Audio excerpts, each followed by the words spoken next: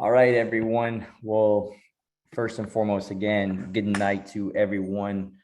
Thank you for taking your time and joining us here for this little Boys Select and MLS Next informational meeting. Basically, we think it's important to hold this meeting for our 2010 boys as they now officially move into the U13 ranks. I know right now some of our groups have been experimenting with 11v11, but come next fall, this will be the version of the game that your kids play for a very long time. So basically this presentation has two parts. We're basically going to describe basically what the MLS Next has to offer, as well as our IBIS teams and Magenta teams. So on the call tonight to answer any of your questions are Brad Nine. He's our vice president of the academy, and then also our director of the NPL, David Proctor. I will be the one presenting majority of the information, but just know that it was a collaborative effort to put this together. And if I may not have the answer for one particular set of questions, David or Brad would be here to assist. So what we're going to start with first and foremost is going to be basically just always like to give a little mention to our owners and our admin staff. We just always want to thank all of you again for signing up to be a part of Tormenta. Right now, we look forward to welcoming both old and new players to the program. Just remember, if you could put yourself on mute, that way we don't get that interference. Thank you. The presentation tonight, again, will cover two platforms here at the club, including our Select IBIS Boys program, as well as our MLS Next program. So the first program that we're going to start with in terms of information is just what our Select Boys program is. So basically our Select Boys program consists of teams that make up the second division here at our club. So MLS is considered the top platform.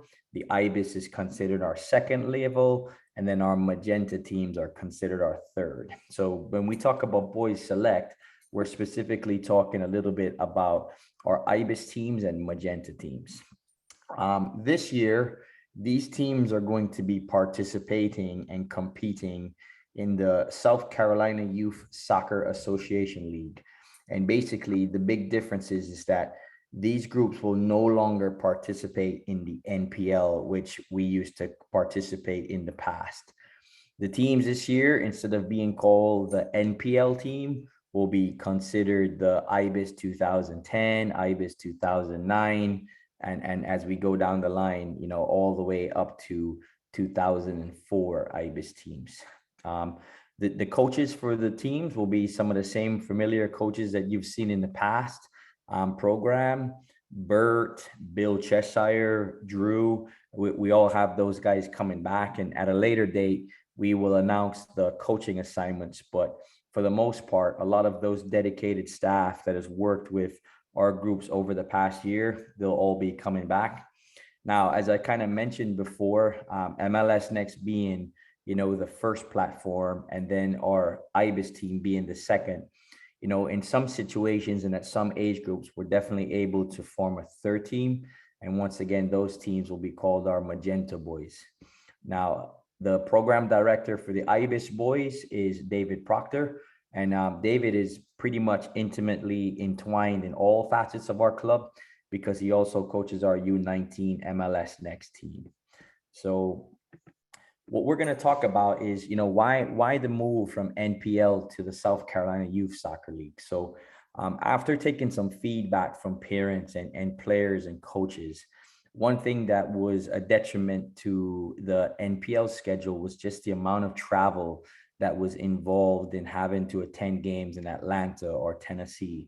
So now that the teams are going to be playing in the South Carolina Youth Soccer League, you know, at least now the travel is kind of fixed to one particular region. So those teams that no longer have to worry about scheduling games in Atlanta on weekends and traveling to and from, because you're just going to be playing games in that South Carolina region, Charleston and so on. What we're going to do this year is, one, as the team is, comprised, and we look at the ability of those teams, we're going to be able to place those teams in a division that suits the level of those players' abilities. One of the things that was happening for a lot of our teams on some occasions were, playing NPL is still a very, very, very competitive league, but with our smaller numbers in this region, we just couldn't quite put together enough competitive teams to make the games a little bit more close. So now that we're going to play in the South Carolina League, we can kind of put the players and the teams in a situation that's going to be, one, still competitive for them, but in a situation where the games are a lot more manageable for the teams as they're assembled. The games will obviously be more competitive now because of the fact that the league does offer a few levels that we can put the teams in. And then last but not least, we're not just putting you in a league just to, satisfy a component of getting games. At the end of the day, we do fully expect that some of these teams will have the chance to go compete and win a state title, which will do well for clubs. And so at the end of the league, we're hoping that our teams are positioned in a place that they can go on and represent our club at that state club level. Now, outside of just the league, we want to make sure that we are, giving all our teams the opportunity to move and experience different types of competition. So yes, I know we're talking about the 2010 group, but this is just still information that will be beneficial for you as you understand what are our older teams doing outside of MLS Next. If my kid is on an IBIS team, what do they look forward to in 2 or 3 years? So outside of the league competition, teams in the Select and the Magenta programs will participate in 2 extra tournaments along with the league. And the first suggested tournament, which is not very travel intensive, is the Jacksonville Labor Day event in September, as well as our own TFC Fall Shootout. Now, for our U15 to 19 teams, which isn't so much important for you guys, we will make sure that these groups of players are also getting the opportunity to go to showcase events so that those players are also being exposed to college coaches. And the world doesn't just revolve around the MLS Next groups. We want to make sure that our players who have opted to, play high school do have the chance to still attend some showcase events where they can also be exposed to college coaches for their recruitment purposes. Now, here's what the schedule of calendar would look like for our 2010 IBIS teams and Magenta teams. So after tryouts, of course, the training will start on August 1st. Our expectation for an IBIS level team is that team is now going to train 3 nights per week. The dates and times of that location is still to be determined as we figure out the logistics of, what coaches prefer, what spaces are available. You will get the holiday break of Thanksgiving and you will get the natural break of Christmas break. Obviously, the league is going to be the South Carolina Youth Soccer Association, as well as those tournaments that we listed previously. So that's what the year would look like. The league obviously would have to wait for their schedule to come out. The only difference between the 2010s and the older boys is that obviously as the older teams migrate towards high school soccer, our 7th and 8th grade players, which will now include our 2010s, they will play in the league year round. Now, here are some costs of the program as it pertains to what does it cost to be a member of an IBIS team, an MLS Next team. I'm not going to keep this up here too long because this is information that will be sent to you guys, and then you guys can take a look at it. And if you have any questions at that point in time, you can definitely reach out to Brad or Jennifer or David for that matter, or myself if you need specific questions. But we just wanted to show this because we will also send this PowerPoint out to you. That way you can kind of digest these numbers yourself. But, obviously, as we account for different costs and, the cost of running the program, fees do marginally go up, but you can see that it's not a big detrimental jump in price. So again, we'll come back to that if we have to, but just for the benefit of your time and everybody else's time, we'll kind of brush past it. So now now we'll move into a little bit of what the MLS Next program is. So, my name again is Stefan King, and I'm the director of this particular program. So here's just a little bit of information about what is the MLS Next. So MLS Next is obviously regarded as one of the top leagues for boys in the United States. It was established last year. The Major League Soccer have complete control over the league, and they also work in conjunction with US Soccer to organize a very competitive league for players. The league offers several showcase events for players, including NEXT, which is just a showcase that's held in the winter period. It's definitely on the West Coast. There's also another showcase event in June and July. And there's also player, coach, and referee workshops. That should be workshops. I apologize. Specifically for 2010, you would be our U13 group, which is incoming next year. And we'll explain a little bit about what happens for kids in that program. So obviously, Tormenta and MLS Next. So currently, we are one of the only programs in the division to carry the entire platform of MLS Next teams. So that means that we have virtually every age group possible at MLS Next. And that's actually a pretty big thing because there are a lot of clubs bigger than us that have applied to have all 6 teams. And in some situations, they only get a fraction of the teams that are allowed. So in some situations, some groups have U13 and 14, and then they might have a U16 team, and that's it. So we're one of the very lucky ones that have U13 all the way to 19. Our TFC competes in the Southeast division of MLS Next. And some of the teams that are included in that division are SSA, Atlanta-based, AFC Lightning, Atlanta-based. Hoover is 2 hours in Alabama, so relatively close to Atlanta. Wake is in North Carolina. KSA is an Atlanta-based club, and Queen City Mutiny is a North Carolina-based club. Now, outside of these regular clubs, including our own, we play against 3 full-time academies, which include the Atlanta United Academy, Nashville SC, and as well as Charlotte FC. So incredible competition for our players that we get to put them up against some of these best players. Some of the facilities and some of the venues that we play at are absolutely incredible. And it's just a very inviting environment for our players. So what are the benefits of playing MLS Next? You're 2010, you're trying to weigh the pros and cons of, what am I getting into? So first and foremost, we compete against the best teams in the region. And also we compete against some of the best teams across the nation when we go to those combined events. There's excellent opportunities for our players to ultimately be recruited. We've been to 2 showcases now with over 400 coaches present from all divisions. We attend all the showcases offered and expose our teams to all the recruiters from various colleges. We develop strong relationships with other top clubs, which just benefits us in terms of sharing ideas and sharing curriculums. We definitely want to challenge our players to compete against the best players possible at their specific age group.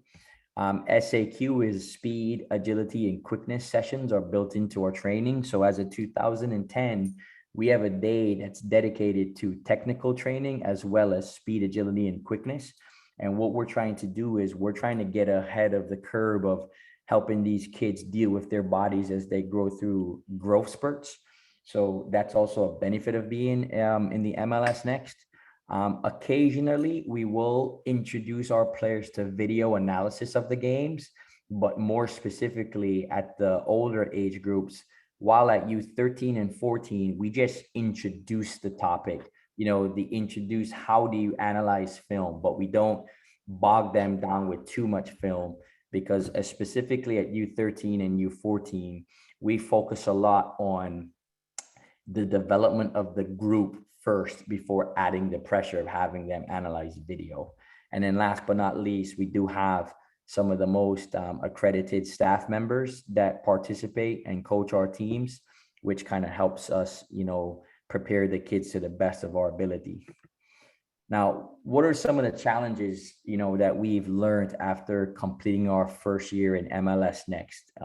So obviously, similarly to MPL, travel can be overwhelming at times, but we have a plan in place to alleviate those problems. So MLS Next, basically, they try to just have you play one game per weekend.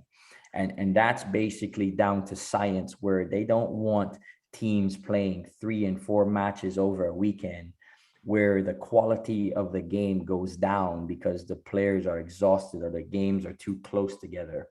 What we've decided to do in conjunction with working with other programs are we're going to try to double up the games. So when we go to an Alabama for a game, instead of going there for one game, we'll play them Saturday and Sunday. So that game that we were supposed to play in the spring, we're just banging out on one drive. And they'll do the same vice versa. When those teams come to us, we'll try to make sure that we play them twice. That way they don't have to come back to Savannah, because we are one of the more isolated teams as opposed to all the other teams that are in Atlanta. So with those doubling up of weekends, we'll definitely be able to, alleviate some of those long weekends traveling just for one game. Now, look, we are playing the best of the very best. And in some situations, some of our teams have had some pretty big losses because in some instances, you're dealing with those pure MLS Next academies and they are competitive. But the one thing that I can guarantee you is that over the course of the season, those score lines have significantly decreased. And we have gotten a lot of praise from these organizations saying, wow, what these teams had looked like in the fall and now what they look like in the spring, just because of their dedication and the training has really closed the gap. Obviously, a big one for players is that they're not allowed to participate in high school or junior high soccer. That's basically the premise behind that is MLS is very protective of the quality that these players are getting. And in some situations, you're having these fully licensed coaches, start to display or instill in our players some of the benefits of quality soccer, good habits. And in some situations, not all, kids go back to high school or they go back to a different program where maybe the coach is not as well versed as we are in providing soccer, and then kids fall back to those bad habits. So the premise of staying with just your MLS Next coach and team is to ensure that our players are constantly in an environment that is teaching the game the right way. Now, again, that's not to say that high school coaches cannot offer that, but that's just the premise for some of the MLS Next's rationale for not allowing, sport to be played with your schools. Again, our season is year round, even because our kids give up high school. So the season can be 10 months and can come across as pretty I long. muted him. Okay. So, and then now here are some of our success stories. So our own very Schaefer Gottlieb, he's our U16 captain. He made the best of the best game during the winter showcase. So imagine that they are almost, if you could mute yourself there, I'm sorry. Right, so Schaefer Gottlieb, essentially, best of the best is a game where the MLS Next pick across the entire country 22 players that are the best in their division. And our own Schaefer was selected to that team and started. And it was incredible. 6 players from our club got invited to a U.S. Youth National Team ID clinic held at Atlanta United. And that was in conjunction with the league picking our players from video analysis, as well as my recommendation of some of these players. Even if you were recommended, didn't mean you get selected. And we got 6 players to that Youth National Team ID clinic. We currently have 2 teams qualified for the MLS Next semis in Maryland. And not only did we qualify from our region, we are now basically one of 64 top teams in the country that have earned qualification to fight for the MLS Next Cup. And that is our U16 and U19 team. Now we've took several teams to California in December. And why I consider it a success story, with Tormenta, that was some of the first times that kids had ever been on a plane, and they went with us on our team. Teams are getting better and better every week, every single week we train. And from our U19 team, because we have a pro growth, we had 4 players called up to train with our USL 1 team, which is something that we absolutely want to make sure that happens. Again, this is coming to the last slide. Training would start August 7th. We train 4 times a week. Fall season begins September 9th in terms of league play and will conclude before December 11th. We will then take a Christmas break, come back sometime in January. The spring season begins early February and finishes before June 4th. From a holiday perspective, you get that week off for Thanksgiving and that mandatory Christmas break. There's a showcase event in December for U15 through 19s. And there's also, this isn't MLS Next, but because we are a USL franchise, there is a tournament held by USL that is first class that we attend in April, and it only is for U13s, U15s, and U19s. Again, this is the cost breakdown of an MLS Next program, but I'm not going to go through that too much for the essence of time. And basically, that is the end of this presentation. So I know that was a lot to digest. Now I'm going to open up the floor to any potential questions that you may have regarding MLS Next, how our teams selected, anything you might want to ask. Anyone have a question?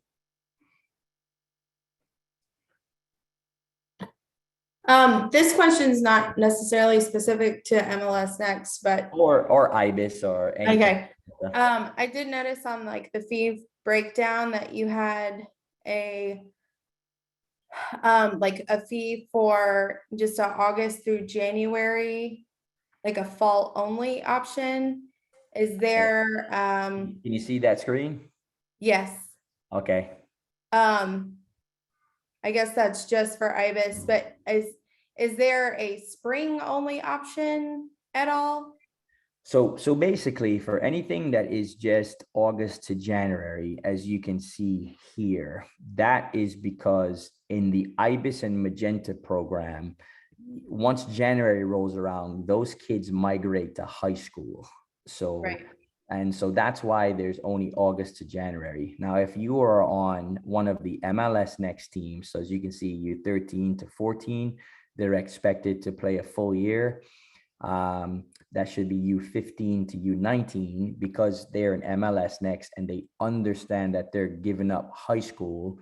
That's Right. why they have a full year option. I am not sure if there's just a spring option for the IBIS / Magenta teams. That would be a better question for Brad. Okay. Brad, do you know if that's possible? It would happen on a case-by-case situation through email or phone call with me, and we can work on it to make it happen. Okay. If that were the case, where, say it was a case where we would only want or need to play in the spring, would evaluations still happen at the normal time, like prior to the fall, or would that be done closer to the spring session? The way I'd like you to go about that is contact me over in the December timeframe. Okay, I'll have you come out to winter training. And then we'll evaluate your son at winter training and we'll go from there. okay.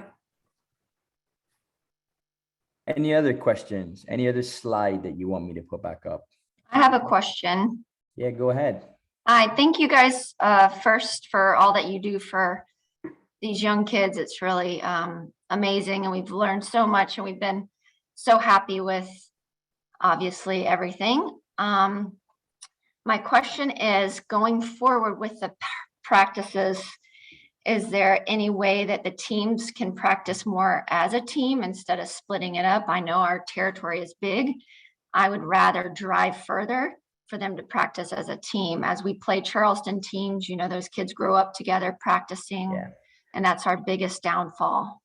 For sure. From an MLS Next perspective, once you make that team, we no longer kind of do the 2010 Georgia, 2010 South Carolina. We just train as a group, right? And so when they come train, and once they make those teams, you know, part of the sacrifice and part of the commitment is that you're expected to come where your group is, you know. And so on occasions in the fall, we'll have a few trainings at Jennifer Ross, and then also we'll have a few trainings over in Hardyville and also at USCB. Obviously, one of the things that we want to continue to do and make sure that's happening for all those groups, including IBIS and Magenta groups, is that, you know, we kind of have to start building that chemistry that you're talking about, so that when we get the groups together, every day they're benefiting from seeing each other and playing with the players that will ultimately be on their team. You know, when they're U12 and younger, we know that everyone isn't fully bought in, and everybody has some logistical challenges, but that's one of the strengths that we have when we get to the U13 age group, is just making sure that that group stays a group. You know, now might there be an occasion somebody calls and say, hey coach, my parents cannot get me there today because of their particular job. You know, would it be okay if I, you know, jump into a training session with a team that's in my neighborhood? So let's say, you know, U13 IBIS team was training in Savannah, but the MLS Next team was slated in South Carolina. You know, that would be something where we say, okay, you know, since you can't get here, we get it, things happen, go train with that group. But it's definitely not something that we want to happen all the time, if that answers your question. Yes, thank you. My husband's on the call too. He probably has another question. Tony, do you Yeah. have a question? Yeah, hi. Yeah, hi. Sorry, I'm on a mobile device right now, so it's a little tricky. But this is Tony Bagnolo. I guess the information on the MLS Next program is great, but I think, you know, one of the things that we'd really like to have a conversation around is how we can make sure that all of the talent across the board, whether it's MLS Next, IBIS, Magenta, is consistent, right? And obviously, you know, we have a kid on Magenta. What we've seen several weekends is that the talent that we play against is on a much different level. So I guess our question is, how can we make sure that we have chemistry across the board, across the team, so that we can perform better on the field? But how can we play in a league that is actually going to be, you know, more competitive and more developmental and more compelling for the kids? You know, we're just not seeing that right now. So I guess the question is, across the board, whether it's MLS Next, IBIS, 100%. Magenta, how can we, you know, get competition that's more in line with the talent level that we're seeing on the field each week? Yeah. And, you know, that's a great thing. You know, this is just not about MLS Next. You know, obviously that's the program I know the most, but we're definitely going to be at the IBIS level and Magenta level now, trying to instill the culture of having that same group mentality where, you know, part of your commitment to a travel soccer program, as you as families decide to stick with it, is to kind of recognize that in order to be competitive, you know, and now you're sacrificing even more money as you become an older team, that the expectation across the board, whether it's Magenta, IBIS, or MLS Next, is that that commitment level is going to start to shift and crank up a little bit more. That way, across the spectrum of our teams, everybody can be competitive. Now, look, one of the things that we struggle with is that, you know, the limiting factor for our area is just population, right? And unfortunately, you know, we would love to have all the best players in our entire region, Savannah, Hilton Head, all be at our club. But the reality of the situation is that, you know, there's kids that we would love to be a part of our program that are at Savannah United and they're at Bluffton Rush. And, all we can do right now is put our best foot forward to, you know, show what Tormenta has to offer. And slowly but surely, hopefully these other players that we would love be a part of our club recognizes that we're offering something totally different to continue to increase our talent pool. That way all of our teams can be competitive. And that's actually the biggest reason why we've decided to go to the South Carolina Youth Soccer Association League, because the NPL, we weren't able to field a very strong MLS Next team and then also field a very strong NPL team. So I think that the South Carolina League will do our teams a world of justice in terms of being in a situation where the games aren't by any means a cakewalk and they'll be competitive, but they'll be more placed in a situation where they can actually go and compete, because the teams that we will try to align them with are more similar to that team in its essence. Does that answer your question?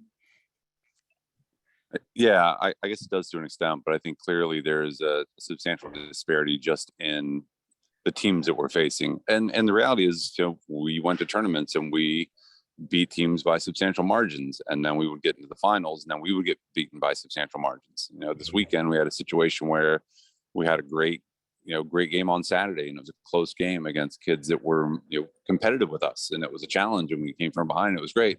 And then the next day we play two teams back to back and we get beat 8-0, 10-0, you know, and it feels like to me there's just an issue in understanding what the talent level is against the teams that we're playing, and making sure that our kids are playing against competition, but doing it in a way that is going to develop them, and that they're going to feel like they have an opportunity to win, and they're going to have an opportunity to develop, versus going out there and getting basically mercy ruled 2 times in one Sunday. You know, and that's, I think, where the biggest challenge is for us. And we certainly understand that you've got a geography issue. We've got an issue with population, and it's tough for people to get and compete and train as a team, which I think is very important for soccer. But clearly there's an issue with just scheduling and planning and making sure that we're playing against kids that are at a skill set that our kids are at, or skill level that our kids are at. And to us, that's, you know, one of the biggest issues. When you take a weekend and your kids are clearly not competing, or they're destroying other teams, that's where the issue is for us when we start looking at what the opportunity is for Tormenta moving forward. That's just our point of view.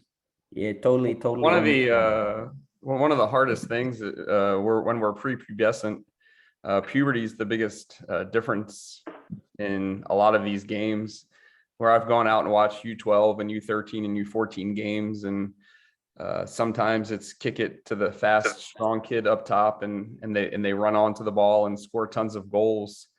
From what I've seen through our methods of training and our methods of what we do and what the tactics we try to teach in games, a lot of times we will lose games at 12, 13, and 14 because we're trying to create certain standards that by the time we're 16, 17, and 19, we can deal with that long ball that's punted on and just headed out, as opposed to when you're 12 years old, it's just bouncing all around, and next thing you know, it bounces over the keeper's head. So it's small things like this that where we try to play out and through the lines and in a pattern that creates opportunities that may not happen with other teams, or they may do it, but puberty, I've seen at 15 and 16 becomes the greatest factor of, it changes everything for players and teams. Thanks, Brad. Right. Appreciate that. Great insight. Any other questions? Not to dismiss you, Tony. Obviously it's tough when you're trying to balance schedules. There is a lot of, other clubs that might sandbag, and they want to play in a certain division because they know it will guarantee them victories. And when you attend tournaments and stuff, we don't really control ultimately where the team is seated, but definitely a fair point to look into for sure. Yes, I had a question. Yes, William, go ahead. I had a question about the status of the players on the teams moving up. So in my son's, I'm Ivo's dad. So on Magenta, we had several players throughout the season that moved up to Ibis. Yeah. In which we were getting, new players throughout the season. Is this something that y'all typically rotate players throughout the season, or should this be done just in between, the fall and spring season? Because I just felt like we had a constant rotation of losing players, new players, and substitute players. David, you want to talk about that? I'm not sure.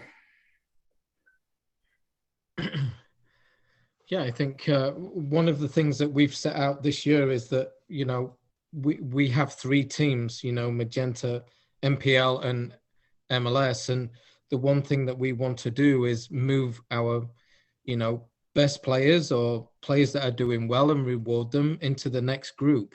So if we've got a group of Magenta guys that are doing really well, we will move them into the Ibis. And we've seen throughout the age groups from under 13 all the way to U19, a whole bunch of MPL players this year that have moved up to the MLS groups. And I think that's testament to the coaching staff in the Magenta and Ibis groups. And what we want to do, we want to, push players forward and reward them. And that's part of our program. You will see that throughout the year with all our groups. And that's, one of the things that, we do pride ourselves on.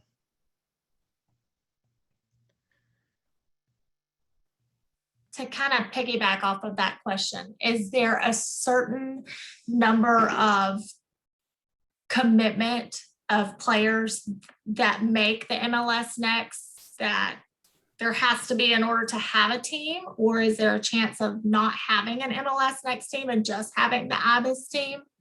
Yeah, so to be considered an MLS Next team, you're required to have 14 full-time players, right? And so 14 full-time players is what makes the team viable.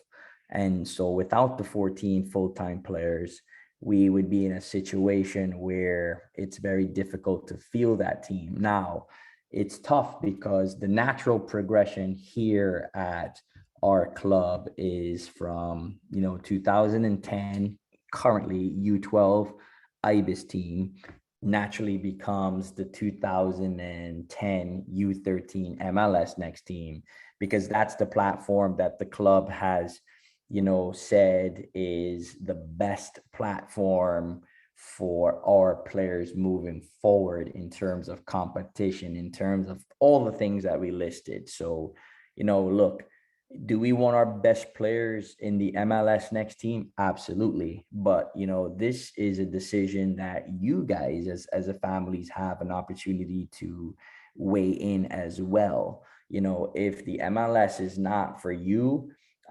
because of whatever reasons are specific to you, that's a decision your family has the right to make. Obviously, we want to make sure that we feel the biggest and most competitive teams across all age groups. And so our primary focus is obviously to make sure we get to 14 full-time players. We want any Ibis team that's created to have numbers that are healthy, and that's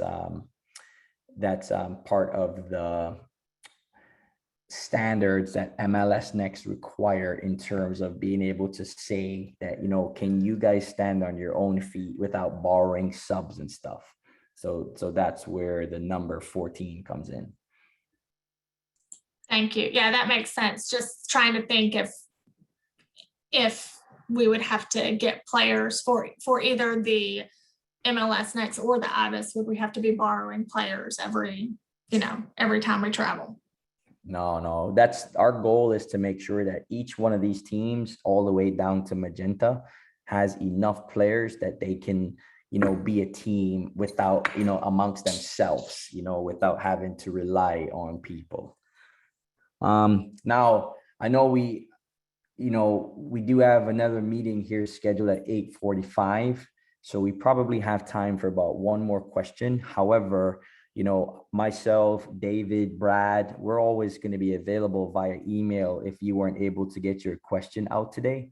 And so does anyone have any more questions about any of the programs, or any questions? And we'll take one more. And then what we'll do is, if you have a question that comes up and you weren't able to ask it tonight, just shoot me an email, Brad or David, and we'd definitely be able to, answer that to the best of our ability. So one more question.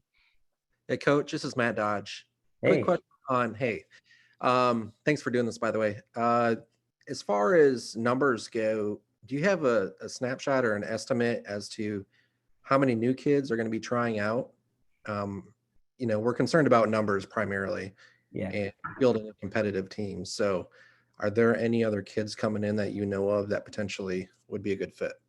We do have some new players, but players from Bluffton Rush. We have players from Savannah United. I don't have the numbers right in front of me right now. And but the last thing we want to do is put a team together for putting a team together sake, and I think that some of those new kids can be some good quality kids, so they are signed up. And obviously we still have about 2 more weeks of signups to go. And at 2010, the signups tend to be very slow because people want to fulfill their commitment to other programs first before they start rocking the boat. So we anticipate, as we get close to those tryouts, those numbers will increase and hopefully help us put together a competitive team that's able to go out there and compete. It's amazing what the verbiage MLS Next does for the group, where we had kids from the Charleston area, kids from the Jacksonville area, all at tryouts last year when we had this for the first year. So I fully expect that we'll have 3 to 4 Charleston kids or Jacksonville kids trying out within each age group that we have. Well, guys, I really appreciate your time. I know we've got the older teams coming in. So again, feel free to email us those questions. Think about it, take a day or two, reach out to any of us, and we'll definitely get back to all of you. So I really do appreciate your time. We didn't want to overwhelm you with, too much information. And so first and foremost, I would just reiterate again, if you haven't already, just, get registered. That way you can be accounted for, whether you're looking at MLS Next, thinking about IBIS, going to potentially fall on a Magenta team. We need all of you guys to register. That way we have a great outlook of what the teams might look like. So with that being said, I hope everybody has a great night, and look forward to any of those supplemental questions as you think about them. And, I'll be more than welcome to answer those questions. So have a great night, everyone.